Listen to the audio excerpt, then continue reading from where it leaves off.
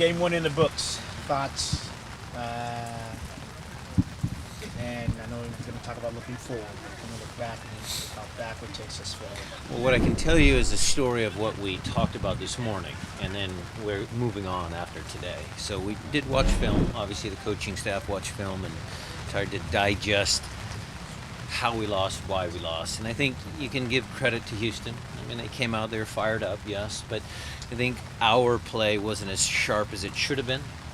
And I think a couple of individual plays where we gave the ball away contributed to them gaining some momentum early in the game.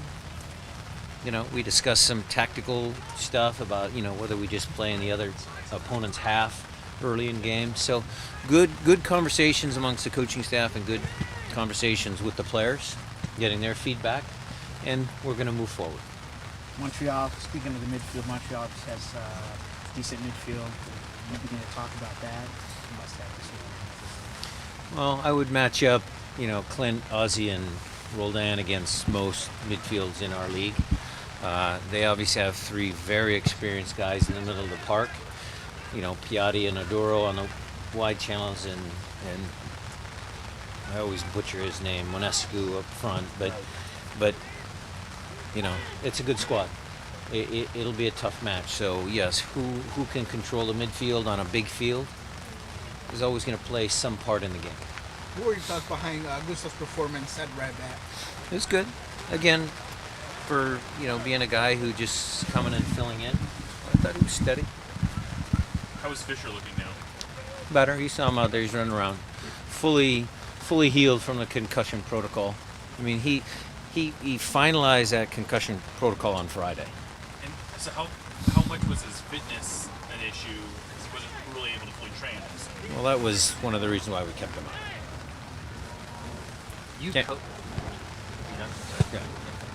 You coached against Mauro Biella, I believe, when in the USL. I think Mauro was playing. He was playing. He's a little younger than I am.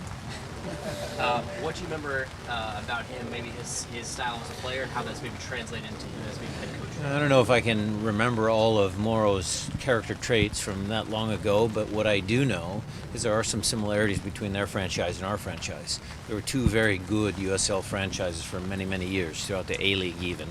So if you look at that comparison, you know, Montreal guy done good, Seattle guy done okay. I think there's a lot of similarities that way. I think Montreal is a proud franchise. I think they've always competed, whatever league they played in, and they had a ton of success last year. So I think the scouting report of the two franchises is kind of an interesting storyline. A couple of, you know, A-League USL teams done good. We saw last year how packed Olympic Stadium was for that first leg of the Eastern Conference Championship. What are you expecting this time around? Sam, good atmosphere. How important was it going into this game that the second half was as good as it was and you kind of finished on a strong note? Well, what I always try and do when we talk at halftime, you know, I get a feel for what the coaches see, and then what we always try and get out of the group is a reaction. We need to see a change for the second half, and I think that was the positive. They took the instruction, they were able to implement what we saw. You know, some of it they figured out on their own because they have a lot of pride, but you know, they were able to, you know, manufacture changes that helped create a goal and create some other scoring chances where we were just, you know, half a yard off. Obviously you got the goal, but what was your assessment of Clint's first full 9 performance? Good. Like I said, you know, I probably left him out there maybe a little longer than I wanted to, but I felt that we had control of that second half. I mean, the statistics, we had possession of the ball a lot. The game was kind of at a little bit slower tempo for us. So that's why we elected to keep him out there, but I was happy that he came through. For a guy like Clint, after missing as much time as he did, what do you think it would mean to him to come back like he did and score that goal in his first full outing out? Michelle, I would say that Clint was just as somber as everybody else in that locker room. Although he scored, he's a team guy, and he would like the team to be successful regardless of who scores the goals. So I'm sure that he is happy that he could play. I think those are always his first comments out. And then, of course, he is a goal scorer, and that kind of feeds into his psyche and everything, so that's secondary. I think the team always comes first, and he's fully bought into that. How's the mood of the team evolved since that somber post-game locker room? I mean, are they angry? Are they confident? Well, they were a little, they were a little irritated when I showed them some of the film, but that's just because they're winners. They don't like losing. I would answer that question better tomorrow. Today was just kind of a regen plus, but tomorrow we'll see what their mood's like. Last year we saw Nico and Alvaro mostly inverted on the wide sides. They were playing on the opposite sides, I guess, on their more natural foots. What's the thinking behind having them kind of switching them up this year, or so far in that game?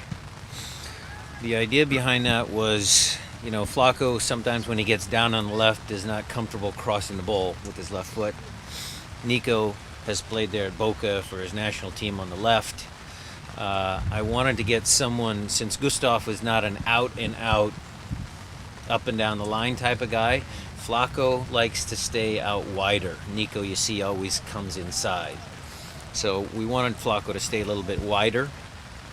That way Gustav could just be a steady Eddie outlet for the ball, and we'd, hopefully create some stuff that way.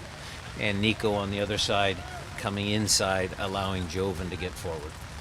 They won't be matched up exactly with one another, but what do you make of the matchup between Nico and Ignacio Piatti, two South American number 10s playing against each other?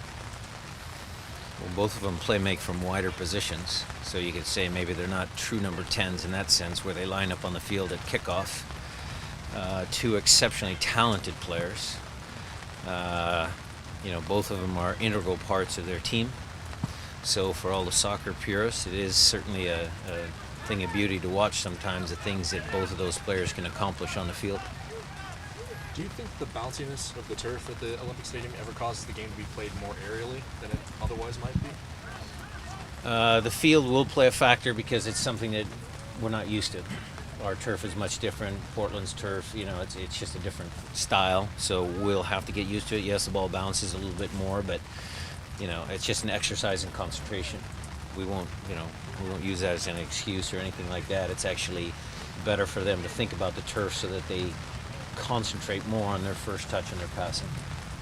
Montreal didn't have the best first game. How much do you look into that and kind of dissect what the other team did? Zero. It's hard to play. It's hard to play in San Jose. They're a good team. So we'll watch a film as far as their tactics are concerned, but their mentality, they'll be ready. When you have a guy who used to play for the opposition like Harry Schiff, do you try and pick his brain and see if you can get an idea from the opposition? Use that to your advantage, I guess? On his own volition, he just, as we're walking off the field, said that he rewatched his game that they played against Toronto there, and is going to give me a little cheat sheet of some of the things that they discussed tactically for that game last year. So he's already ahead of the game. Does Harry strike you as a guy who, obviously he's pretty young still, a lot of playing presumably ahead of him, but it seems like he thinks like a coach? Well, you're a little early on that one. Yeah, I mean, I want him to be a player first. I love the fact that he's helping out, but I need him to keep that mindset. He might make a good coach one day, but let's slow that train down a little bit. How do you think the adjustment's been going for him coming over from Montreal? Well, you guys ask him? Hopefully he said it was okay. I mean, he's a smart kid. He's doing well.